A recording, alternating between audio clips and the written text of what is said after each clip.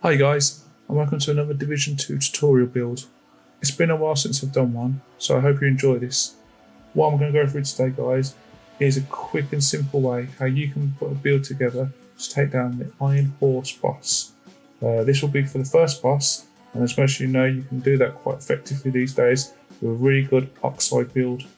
So what I'm going to do is I'm going to show you how you can put it together utilising your crafting table and hopefully some gear sets you've already got and acquired. So first of all, let's go to the specialisations. The specialisation we're using today for this build is a technician. So the reason we're doing that is for a couple of reasons, and the perks that they offer is this one, the overclocked CPU, 10% skill damage straight away guys. So it's a nice little add-on. The second one, which can be useful, is the +1 skill tier. So if you can't quite acquire all the pieces I showed you to get to tier 6, then no worries, because obviously you will get boosted up to tier 6 or tier 5 using this. So yeah, the build itself guys, so I'll go through the first two weapons. The main weapon we're using is the Harmony. Now it isn't really important what rolls you've got on here. The most important thing here is the talent. So it's the perfect in sync. Hitting an enemy grants 20% skill damage for 5 seconds. Using a skill or damaging an enemy with a skill grants 20% skill damage for 5 seconds. Damage increases are doubled while both buffs are active at the same time. Very simple guys, most of you probably be aware how this works now. You shoot an enemy and then you use a skill that just does some sort of skill damage to it, and then that gives you 40% skill damage and weapon damage for 5 seconds.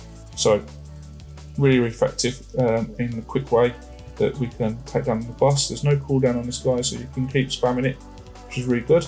The secondary weapon is the Honey Badger for me, and this could be anything. It could be an SMG, could be an LMG, could be a rifle again. It's just really the talent that we're utilising here, so you're not really fussed about the rolls. It's just that future imperfect talent. Weapon kills grant 1 skill tier for 15 seconds, stacks up 3 times. Weapon kills at skill tier 6 grant overcharge for 15 seconds. So guys, really useful in any sort of skill build to either put yourself in overcharge or to give you a little boost on your skill tiers. I'll show you how I effectively use this when taking down Grey in the Iron Horse raid. Our hand gun is the maximum 9, so it's the technician specialised weapon you get. This is really for how I've got all my skill builds. I have this as the handgun due to that perfect spike. You get 25% skill damage if you get a headshot, which isn't really the focal point on this build right now. So the build I've gone for in regards to gear sets is I've gone 3-piece hardwire, 2-piece tanner and 1-piece woven.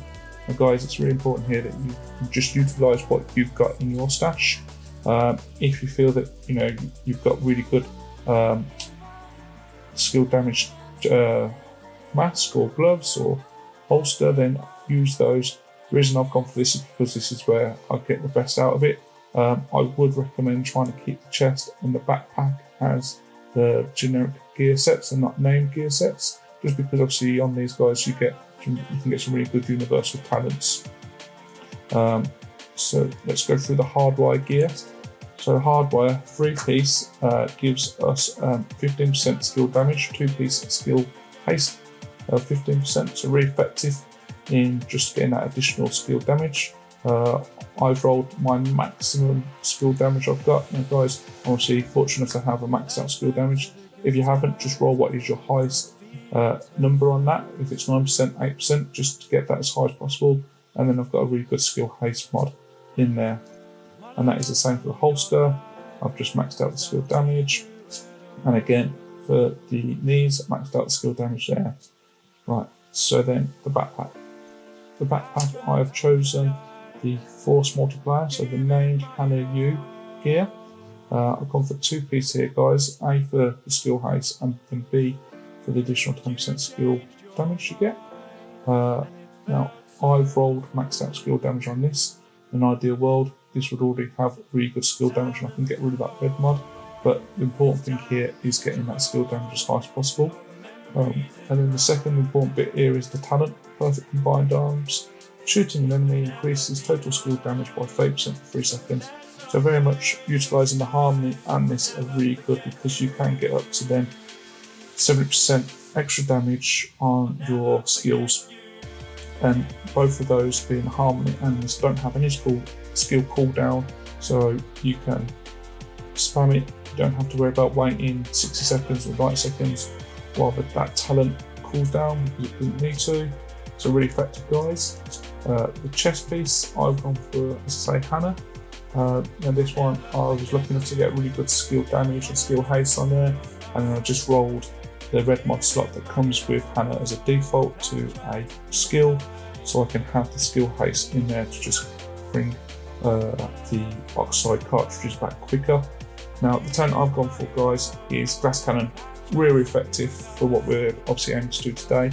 Your damage is amplified by 25% when we're using our Oxide weapon. So important thing here is all damage is amplified. It's not skill damage or weapon damage, it's all your damage is amplified by 25%. So when we've got all the numbers going off, we've got the harmony and the combined arms, whatever your output is getting increased by 25%. So it does make us a bit vulnerable. We've obviously damage we take is amplified by 50%, but hopefully you've got a decent healer with you at the time while you're taking out the Iron Horse boss, and he's keeping you alive.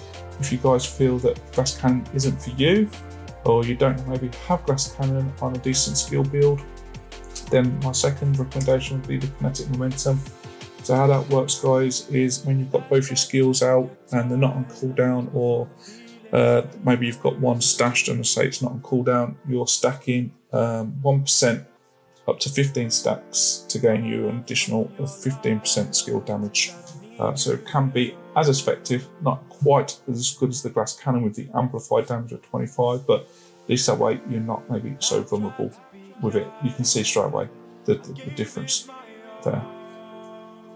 Okay, so then the final piece is my gloves. I've got woven just because I'm here set 1, you get skill damage at 10%. I've got maxed out skill damage. Ideally would like skill haste instead of status effect, but this is obviously a quick build, so you don't have to go farming too much. So yeah, the important here is just make sure everything's got as high as possible skill damage for you. Just quickly reading through the watch. The watch has got maxed out skill damage and maxed out skill haste. So that's additional 10% for both, which is really effective. And then let's now talk about the skills themselves. Assault Torrent, tier 6, damage is increased by 120% and health of 420. Cooldown is really quick on this, guys, 13 seconds. You're pretty much going to be having that out for while you're taking upgrade. Will then probably need to dismantle it once you complete it because you'll be taken down really quickly. Duration is 196 seconds. Into the damage there, decent numbers, 100, just over 128,000. And then the important bit here, guys, the Oxide, which is what we're utilising the most. I've got 8 ammo cartridges. The cooldown is just shy of 14 seconds. Cloud range is 4 meters, almost, and then the cloud duration just over 11 seconds. So just keep that in mind, guys. You don't want to be spamming in with all your cartridges. Maybe just put down a couple so it's overlaying, and then once you know, say 15 seconds is gone, get ready to put another one out. Obviously in between, using the harmony and get your combined arms up. But the important bit here, the cloud damage just over 188,000, guys. This is the highest we've got in the clan. Minimum we've realised that you need to have is 160. So as I say, it can be really, really effective for the boss. You don't have to be doing 188. Minimum is 160, so build can be done quite quickly. There is obviously the perks, obviously going into overcharge, which is why I'm using the Honey Badger with that Future Perfect. But hopefully within your team and you're running this, you'll realise that you'll need to run a healer. And then what we do is we have him running with BTSU gloves. And when we've got grey down to at least 2 blue bars, we then put our healer into overcharge, which obviously gives us all a boost and then hopefully everyone drops in really nice and quickly with those Oxide builds, and keep shooting in with the assault turrets and just our weapons. Now I'll just quickly run you through how the crafting table works and stuff. So all you need to do, guys, when you do create your hardwire, hopefully you've got the blueprints. Just come over here, go down to your green branded hardwire. I don't have enough space, but you would then obviously create that, craft that. Doesn't matter what it gets, if it has armor, weapon damage, skill haste. You then go to your recalibration table, and then you just recalibrate it. So you'll see I've done there, do that, and then I can't do skill damage because I've already done it, but you just select skill damage and choose that. And that's it, guys, for the build. As I say, really quick, simple, hopefully not too much farming for yourselves. Just keep in mind about the Hannah U gear and the woven gear are the two pieces that you want to be adding with the hardwire for the extra talents that you've got, and then make sure you just roll out skill damage as high as possible on them for yourselves. What I'll do now is I'll leave you with a clip of us taking down Grey in the Iron Horse raid, and how as a group we take him down really quickly. You'll see within there that me and one of the other clan members, we sit on the bridge not far from Grey, and we concentrate on taking the mortar guys when they first come out.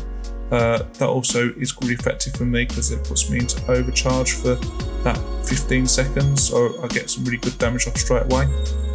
But yeah, hope you enjoyed the build, guys. Wish you all the best out there when taking this build into the Iron Horse raid.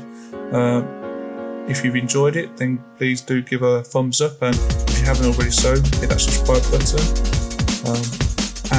Yeah, that's it. Look after yourself and stay safe.